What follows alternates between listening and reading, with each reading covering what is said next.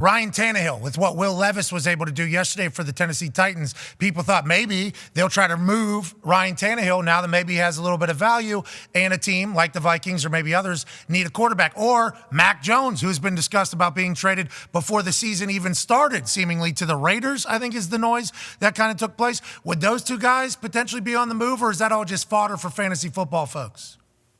I think it's more fodder. Look, here's the thing with the trade deadline. I never rule out anything. Everything's always on the table. I've been surprised before. But I don't think the Titans are trading Ryan Tannehill today to the Minnesota Vikings or before the deadline. You know, Mac Jones is interesting, but then that's New England just cashing out on its season, because one of the reasons that the Patriots haven't made a quarterback changes, they just don't have another guy right now that they feel they could turn to. So if you're trading away Mac Jones in a season that's gone south anyway, okay, but that's checking out at less than the halfway mark, which just seems a little strange to me when they like Mac Jones and they don't have another guy. So again, in a perfect world, let's say Minnesota wanted Mac Jones, and this is the first I've heard of it. What did the Vikings give up for him?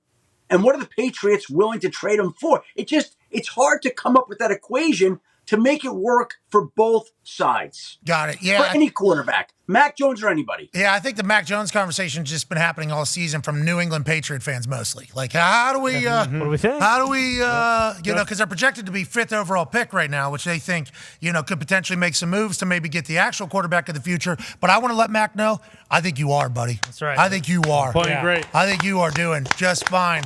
There's a couple more names that have popped up. But before we get to that, isn't it funny now how much people value and appreciate Kirk Cousins, who wasn't always thought of this way? Mm-hmm. Now they don't have Kirk. Oh, what are we doing without Kirk Cousins? Right? He's been really good. He's been under the radar good for a long time. And something like this, I think, makes people understand how good and valuable he's been to the Minnesota Vikings. He's been there for every single game other than the COVID game since they signed him in 2018. He's helped elevate the play of the wide receivers around him. He's made him a playoff contender. They were on a roll here after starting 0-3. They're 4-4. Now I think people appreciate, respect, and value Kirk Cousins a little bit more than they did coming into this season. Yeah, well, if I die, I die, he said during that entire thing. And I want to be a journalist, just properly quote him. He did say that. Yep. But what happens with him now, you think? Because last year's contract, he was going to get traded maybe. He's not going to get traded. Minnesota's going to keep him around. They got Addison playing great ball. Yeah. Obviously, Justin Jefferson's going to get paid, but he's going to need a quarterback. You can't just have anybody throwing the ball to a guy like that, especially if you're going to pay him the amount of money you're going to pay him. What does the future look like for Kirk with this injury happening now, you think? Well, again, there are so many tentacles to this one injury that make it so fascinating on so many different levels. If you just talk about Kirk right now, he's a free agent after the season. The team cannot tag him. So he becomes a free agent. Now, nobody has crushed the business world of football any better than Kirk Cousins, who's made something like $225 million during the course of his career. Damn. But no matter how much money you've made, you had the chance to be a free agent at a position that never has true free agent guys who can play at a high level. So now he'll be a free agent, but he's going to be 36 in August. He's coming off an Achilles, and I still think he'll be desirable, but there's a medical question that now has to be answered. You have to see how he's coming along and progressing and how that's holding up. So rather than him he's going to be okay. landing this deal on the opening day of free agency for $45, $50 million a year, whatever the number would have been, I still think he gets paid a lot, but there now are some extenuating circumstances that complicate it, that make it a little less appealing, which is unfortunate, but I still think he'll be in the main. You brought up Justin Jefferson, right? So I always felt like his return this season was contingent upon this team winning and playing well, being that he was waiting for that big contract extension and turned down a huge extension before the start of the season. And they were on the road to doing that. They're 4-4, had played so well. And so now that gets Justin Jefferson ready, and he loves to compete. And he may come back anyway.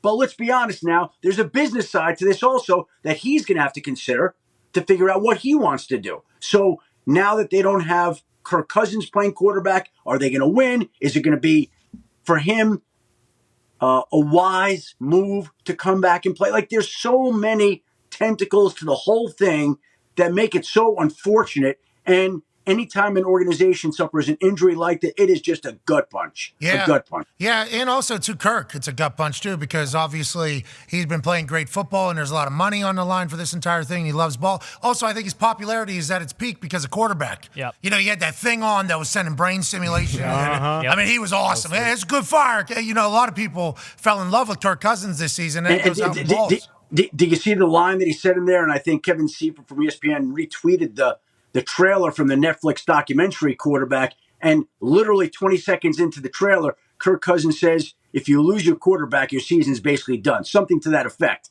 It was prescient, to say the least. You know, Kirk's got a big brain. And what I know is this Achilles recovery these days, it's a little different. That's right. It's, I don't know what science is saying, but I know there's a 39-year-old guy who's already doing dropbacks and warm-ups and spinning the ball. And this comes after he says, you know, no real progressions. This was kind of a bad week in my rehab. Nothing really happened. And he gets on the field in the cold, by the way. So it's not just like perfect conditions. Your body, whenever it's cold, takes a little bit longer. Doing a little dropback, spinning that thing.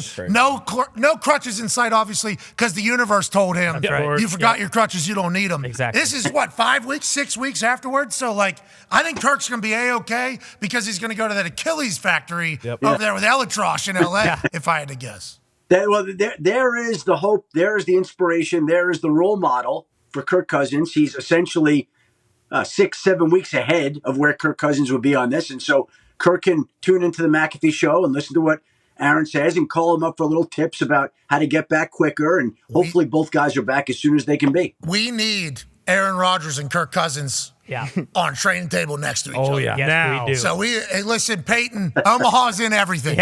Get your damn cameras in there. Would love to hear them chit-chat about each other. Yeah, so have J.K. Dobbins give up his little table next to Aaron. No.